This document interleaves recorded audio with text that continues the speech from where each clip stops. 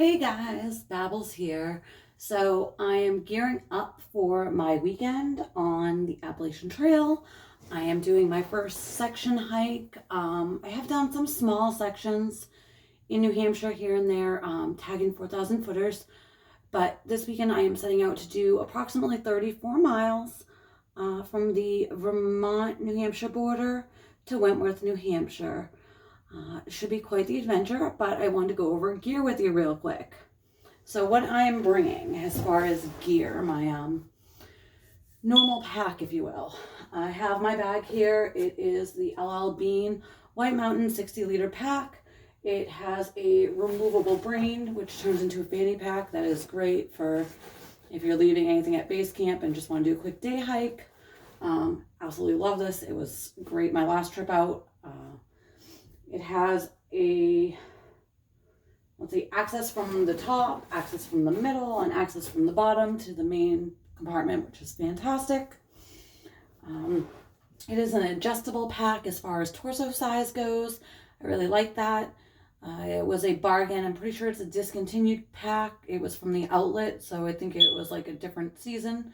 But it works, it's versatile, and I'm really enjoying this pack, and it feels like a dream when I put it on.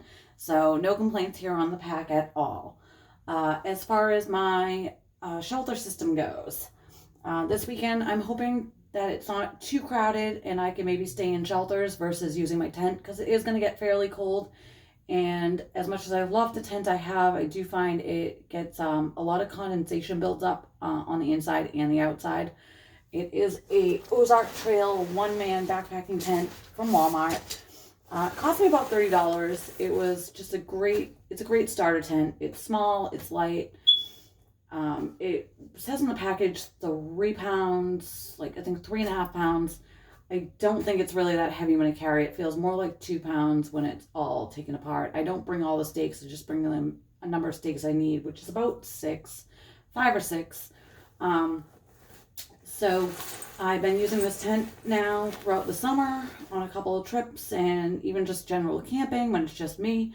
And it's been great. It's held up good. I am looking to upgrade though. So I got my tent. I got my poles.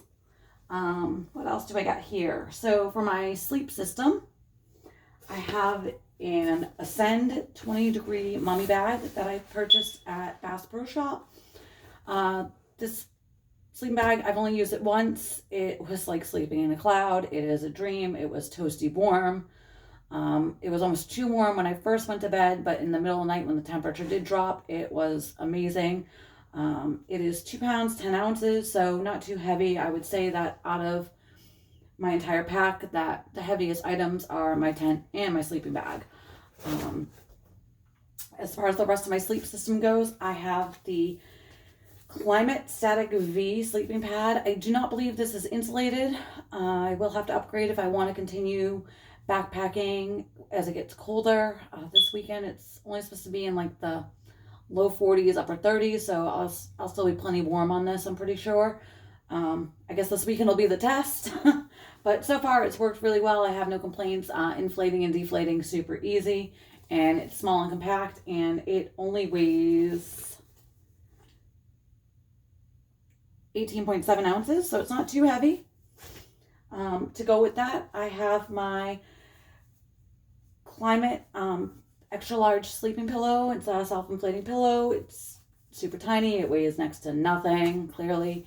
I do love this. I got this. I used it once for my last overnight trip, and it was awesome. I was so happy to have a pillow because before that I was using my clothing and struggling with that, but this worked out fantastic. I just stuffed it inside my mummy bag with me, and the hood of my mummy bag kept it in place so it wasn't moving around on me.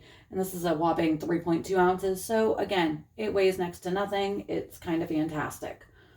And then I'll use this little bag after I take the pillow out to load with a good rock, and this will be my throwing bag for hanging out my bear bag this weekend. That's really it for my sleep system. For my cook system, I have plenty of fuel. I was looking for a smaller fuel canister, but they all seem to be sold out. It seems like everybody is camping lately, so every time I went and ducked into like Walmart to peek for a fuel canister, they were out, so I'm stuck with this big bad boy, but it's pretty full. I've used it a few times this summer, so a little weight off that. I'm not sure the exact weight, but it's not too bad. Enjoying the rest of my cook system. I've got my fork and spoon wrapped up in my bandana or my pot holder, cloth, napkin, whatever you want to call this. It washes, it does everything. I've got my little pot. I usually just boil water. This pot weighs nothing. It's got this lovely little handles that make it awesome. I don't need a pot holder for it. I can't complain about this pot. I can't get the pot to close either. Oh, there we go. And as for the cooktop, I keep it safe inside of a little koozie. And this is it. Again, it weighs next to nothing. It is a Peak One from Coleman. It is a bit heavy compared to some of the items I've seen out on the market, but it wasn't too expensive. Altogether, I want to say just this stuff here, like my sleep system, my tent, and my cook system, probably cost me around $130. And then my pack itself was probably about $130. So I want to say all my gear together is still within the $300 budget, which is great as far as budget backpacking goes. I'm sure there's other options out there for lighter weight, but for now the system's working for me. Other items I am going to have, as far as water goes, for refilling water, I have my Sawyer Squeeze Mini. There is nothing bad I could say about Sawyer Squeeze Mini or Sawyer products in general. Thank you, Sawyer. Huge shout out to you. I understand that they also provide a lot of filtration systems around the world to areas that really need good water treatment. So I will back that product 100%. I have this is my clothing bag. I will do another video on the clothing for general like trips and for just this weekend alone, but everything will fit in this tiny little bag and weigh next to nothing. This is going to be my food bag for the weekend. Nothing fancy. I got this as it was a 3-pack, but this is the bigger bag. This will hold my food for the whole weekend. You'd be surprised how much you could stuff in this bag, but I will make it work. And this is my toiletry bag. It's already filled. It's got my toothpaste, my toothbrush, an extra rag, deodorant. I'm still trying to figure out why I carry that on the trail, because after a couple days it is pointless. And just a package of general first aid gear. I do have a first aid kit. I break it down into smaller pieces for when it's just going to be a couple nights. So I'll be carrying this. Other backup equipment that I will have this is my rain gear. It breaks down into nothing. It weighs next to nothing. I will have this because there is the potential for a 30% chance of a thunderstorm or rain shower in the area I'll be in tomorrow. The rest of the weekend looks great, but the first day does look like a potential for an afternoon thunderstorm because it is supposed to be unseasonably warm in the 70s. We'll see if that's actually accurate. Fingers crossed, because that would be comfortable. I have a rain cover here. This is just an Ozark Trail rain cover for a small to medium bag. So if it does start raining, I can at least cover my pack and protect everything inside of it. I also line the inside of my backpack with a trash bag to keep all of my stuff dry, just in case that any leaks do occur.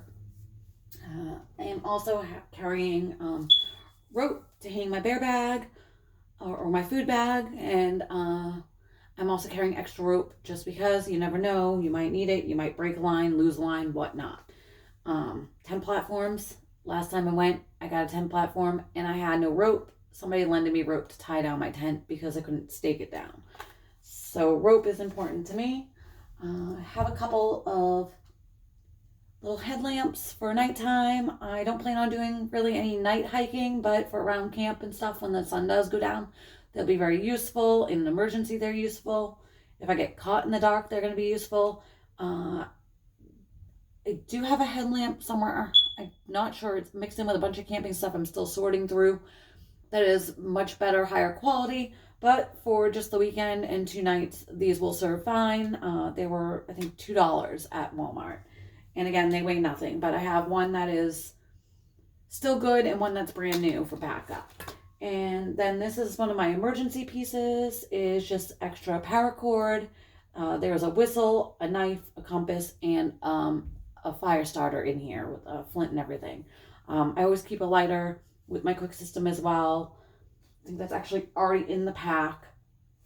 And then I also have, because I do a lot of solo hiking, I do keep my Bearbell with me.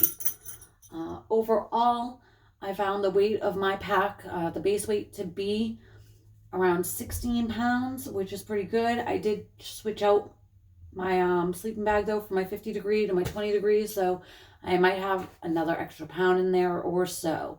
So I'd say my pack, probably base weight wise, is about 17 pounds. Not too bad. By the time I'm done with it, it ends up being about 25 to 26 pounds. Once I add food and my clothing. Again, I will do a separate video for food and clothing. But yeah, this is budget friendly backpacking, and so far the system's been working great for me as far as being budget friendly and keeping my weight down. So I hope that you find this beneficial and informative, and I will see you all on the trail. Thanks.